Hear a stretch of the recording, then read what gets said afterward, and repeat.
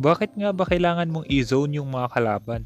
Sa Mobile Legends Guide na to, pag-uusapan natin kung ano yung mga advantage nun lalo na kapag gumagamit ka ng Atlas.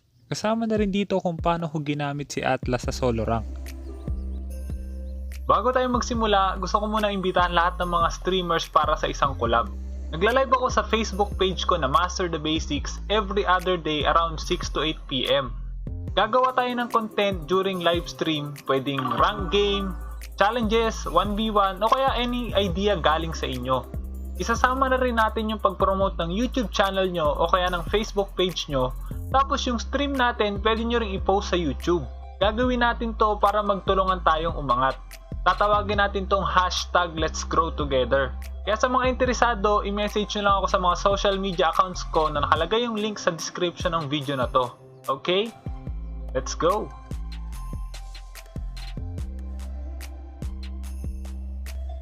Sa laro na to, ito yung gamit kong emblem. Support emblem, tapos movement speed, hybrid regen, tsaka pull yourself together. Importante yung movement speed para mas madali kang makalapit sa kalaban. Hybrid regen naman kasi walang sustain si Atlas. At pull yourself together naman para mas mabilis mag-cooldown yung flicker niya. Kailangan nyo tandaan, mas madaling makahuli si Atlas kapag meron siyang flicker ultimate combo. Pagdating naman sa laro, kailangan alam nyo agad kung sino yung may purify sa kalaban. At dahil walang nag-purify sa kalaban namin, ibig sabihin kahit sino sa kanila pwede kong mahuli. Kapag merong naka-purify sa kalaban, hintayin nyo munang gamitin nila yung purify bago kayo gumamit ng ultimate. At dahil nga solo rank to, ibig sabihin kailangan nyo sundan kung ano yung rotation ng core nyo. Katulad sa laro na to, dahil mas gusto ng core namin na mag-start sa red buff, kaya dapat dun ako pumunta. Kailangan nyo lang tandaan bilang tank, importante na mapalakas nyo agad yung core nyo. Mapapansin nyo rin dito, hindi agad ako bumibili ng mask. Kapag nasa solo rank kayo, hintayin nyo muna magkaroon ng gold yung isa sa inyo ng support bago ka bumili ng mask. At dahil magkakaroon ng gold yung Louis sa mid lane, ibig sabihin pwede na akong bumili agad ng mask. Pagdating naman kay Atlas, importante na lagyan nyo agad yung second skill niya kahit level 1 pa lang kayo. Napakalaking tulong nito sa pag-clear ng lane kahit hindi ganun kalaki yung damage. Ito rin yung gagamitin nyo para mas madali nyong ma-zone yung mga kalaban. Yung pagsa-zone, ito yung gagawin nyo para hindi makalapit sa inyo yung mga kalaban. Ang unang advantage nun, dahil nga hindi makakalapit sa inyo yung kalaban, ibig sabihin mas mabilis kayo makapag-clear ng lane. Ipopost ko muna sa clip na to. Makikita nyo dito, kahit level 1 lang ako, mazozone ko yung mga kalaban. Dahil nga second skill lang nilagyan ko, karamihan sa mga kalaban natatakot agad kapag nakita nilang naka second skill si Atlas. Kaya imbis na tapusin nila yung pag-clear ng lane, mas pipiliin nilang umatras muna.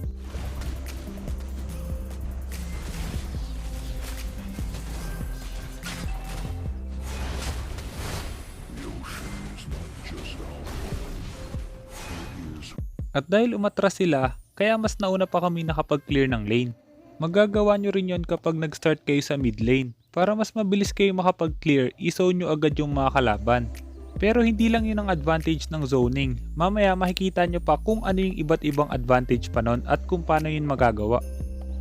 Pagdating naman sa laro na to, pagtapos kumuha ng red at blue buff ng Roger, kukuha na siya ng crab. Tayo bilang tank, kailangan natin siyang suportahan. Hanggat maaari, hindi dapat natin hayaang makalapit sa kanya yung mga kalaban habang kumukuha siya ng mga objective.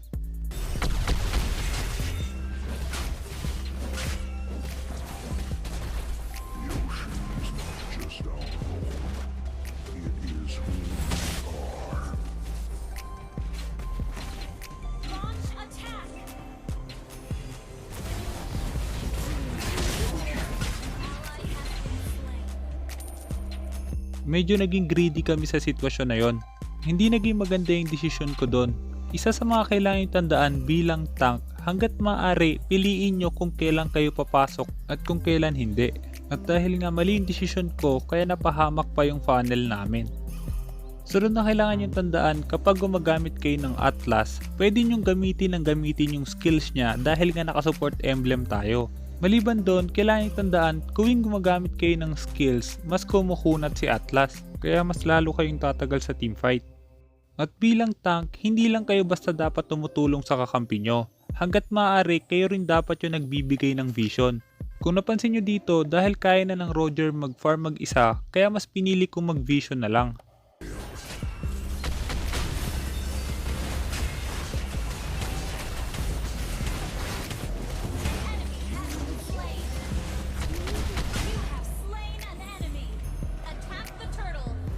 At dahil sa akin binuhos ng kalaban yung skills nila, kaya naubos pa sila. Kung napansin nyo doon, nung nakadikit na sila sa akin, ginamit ko agad yung first skill ko kaya tumaas yung physical tsaka magic defense ko.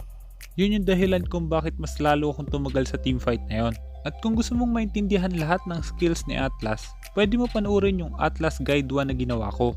Mas pinababa nga lang yung stun duration kapag ginawa mo yung second skill ultimate combo. At pagdating sa item build, ito yung item build na tingin kong mas bagay sa kanya ngayon. Pwede nyo palitan yung boots tsaka yung dalawang huling defensive item depende sa kalaban. Kadalasan pinipili kong defensive item nakadepende kung sino yung nagdi-deal ng mas malaking damage sa kalaban. Maliban doon, yung early defensive item gaya ng boots nakadepende kung sino yung kayang mag-deal ng damage sa early game.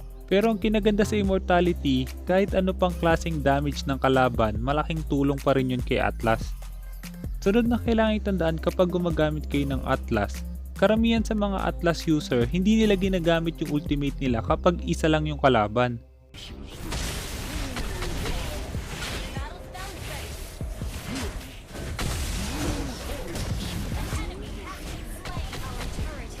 Kung napansin nyo doon, hinintay ko muna gamitin ng Chu yung ultimate niya bago ko ginamit yung ultimate ko. Dahil nga pwede pang gamitin ng Gatot yung ultimate niya pantakas, kaya mas pinili kong gamitin pa rin yung ultimate ko kahit mag-isa lang siya. Kailangan nyo tandaan, hindi importante kung ilan yung mahuhuli nyo. Ang importante magawa nyo yung goal nyo. At dahil napatay namin yung Jawhead at open yung blue ng Ling, kailangan namin i-contest to. Makikita nyo sa teamfight na to, isa lang ang target ng ultimate ko, mahuli ko agad yung Ling. At dahil meron siyang ultimate, kailangan hintayin muna natin gamitin niya yon bago ako gumamit ng ultimate. Ganito rin yung kailangan nyong gawin para mapagamit yung Purify ng kalaban.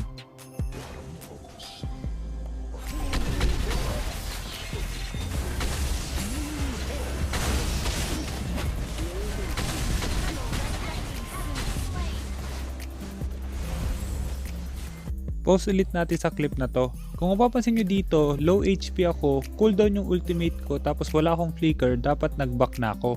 Pero dahil nga merong second skill si Atlas na malakas mag-zone, makikita nyo dito kung paano natin i-zone yung kalaban. Kapag nakita ng kalaban na naka second skill si Atlas, napipilitan silang umatras.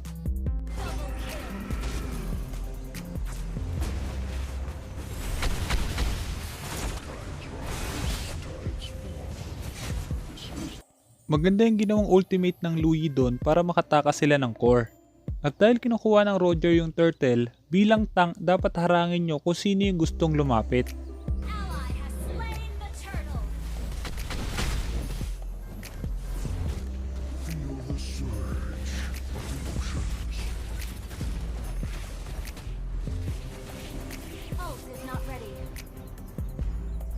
Ngayon, kailangan ulit namin kumuha ng objective at dahil hindi pa basag yung bottom lane tower kaya dapat doon kami mag-rotate. Makikita nyo rin dito, hihintayin ko munang gamitin ng X-Borg yung ultimate niya bago ko gamitin yung ultimate ko para mahuli ko siya. Kailangan nyo tandaan kapag gumagamit kayo ng Atlas, alam nyo dapat yung mga skills na pwedeng makataka sa ultimate niya.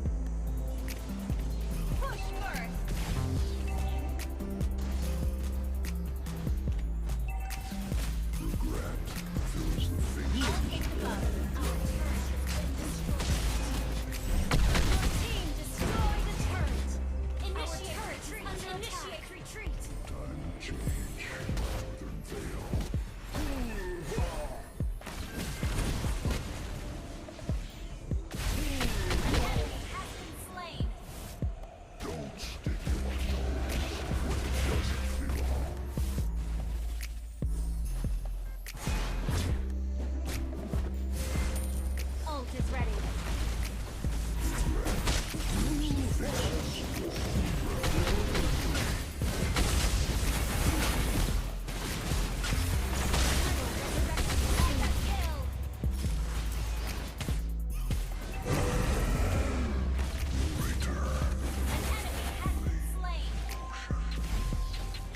Request backup. I can't see through the ocean, nor your desire. Your team destroyed a turret. Tides rise, tides fall. This is An ally has slain the turtle. An enemy has been slain.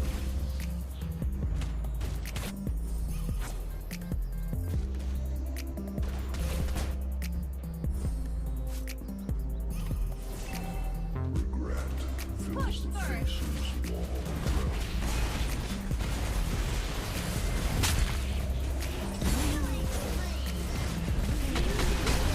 Double kill.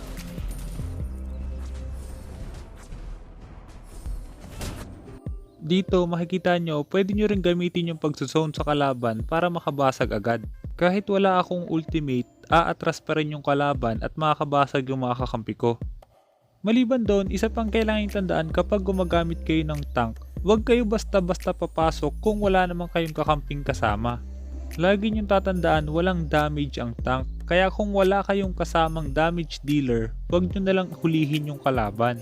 At kung meron nga kayong kasamang damage dealer tapos cooldown naman yung skills nila, huwag nyo nalang din ituloy. Hanggat maaari, lagi nyong i-check kung meron silang ultimate bago kayo pumasok. Feel the surge. Unstoppable. Request backup. Time to change. Fail.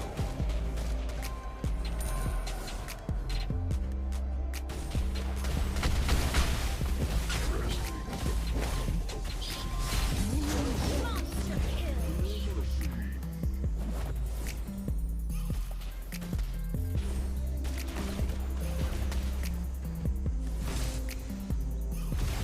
ocean is just our home. It is Lord resurrecting soon. Godlike. Attack the Lord. Bago natin ituloy yung video, gusto ko munang i-shoutout sina Seed11002, Tanli at Jason Paiman. Kung sinong unang tatlong magko-comment sa bawat video, siya yung ita-shoutout ko next video. Kaya kung hindi ka pa nakasubscribe, hit mo na yung subscribe pati yung notification bell.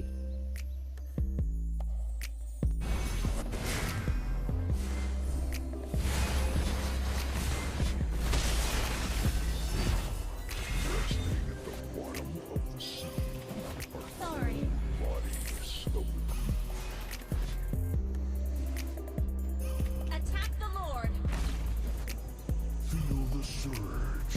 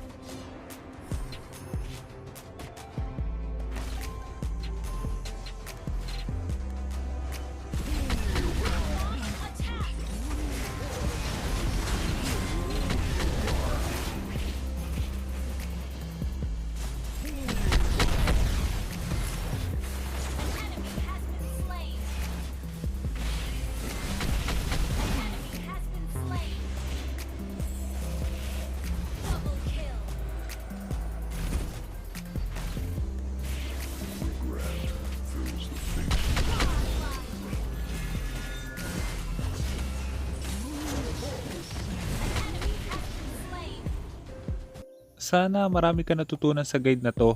At kung meron kang guide na gusto mo ipagawa, i-comment mo lang sa baba, susubukan kong gumawa ng guide tungkol doon.